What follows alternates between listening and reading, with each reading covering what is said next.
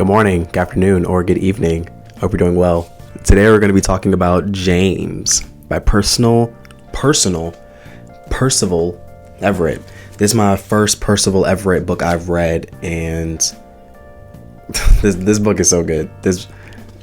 I have a habit of saying like books are good. I'm not a critical critic at all, but this book is good. It won a Pulitzer Prize, and I can clearly see why.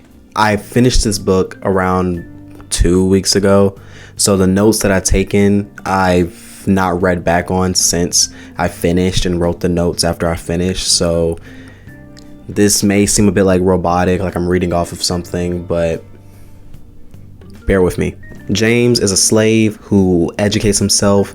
He learns to read and write on his own. He is given word that he is about to be sold when separated from his family. So he runs away and tries to not get caught, but also devise a plan to free his family as well and retreat north. But once again, this book is so peak. It is 5 stars, hands down. It is up there with Stoner, with Song of Solomon, with Tuesdays with Morrie. It's up there. This book filled me with so many different emotions. It filled me with fear, anger, disgust, sadness, but also inspiration, pride, and hope. Oh, by the way, y'all like the setup? Y'all like the setup? I like the setup. The book reminds me of the importance of enriching my mind, the importance of educating myself as an African American who wasn't even considered fully human until not that long ago. The fact that so many odds were stacked against us, yet we still found ways to overcome, to educate ourselves, to overcome, but not only overcome, but also thrive. It just makes me enjoy reading and writing all the more, because if I were to do these things in a different time period, I would be at risk of dying. It would not be possible for me to freely read, to freely write, if it wasn't for the efforts of my ancestors, and there's something very beautiful about that. The twist towards the end of the book had me absolutely jaw-dropped. The ending itself was so good. It was very satisfying.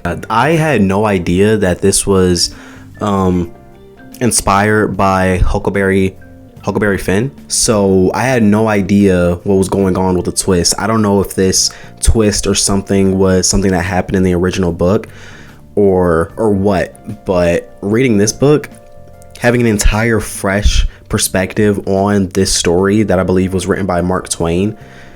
originally written by Mark Twain, it was an adventure, I must say.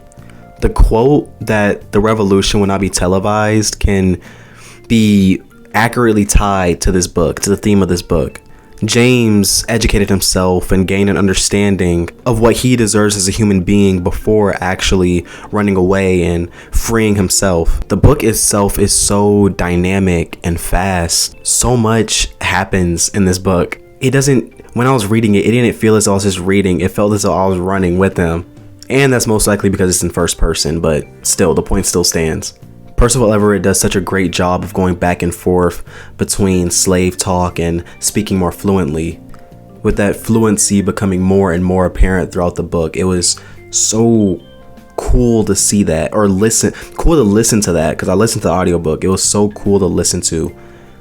The narrator, which I guess I'll put in the video, wonderful job. Overall, this was an awesome read. It immediately skyrocketed to the 5 stars because of what it stands for, how personal it felt. Because like I said before, I love to read and write. So reading a story about a slave that learned to read and write, it just feels inspirational. It just feels very inspirational. Great characters, great dynamics. I'm just repeating myself here, but I just want to talk about the book really quick. Like I said, I finished it a few weeks ago, and I've already started other books. I started Frankenstein, and I'm listening to Frankenstein, and I'm currently reading Theo of Golden. I just started that today, and I'm currently listening to Frankenstein, the audiobook.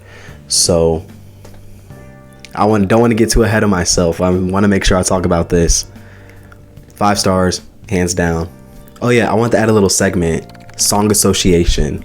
If you are familiar with the channel, you know that I love music, and I wanted to associate like what I think of when I read this book. Smokestack Twins by Ludwig Göransson from the Sinner soundtrack. Anyways, that pretty much wraps this up. Like I said, I just wanted to talk about this real quick. And yeah, I hope you enjoyed the video. Check out the Substack where I share my photography every now and then. I hope you have a great rest of your day, night, evening, whatever. Peace.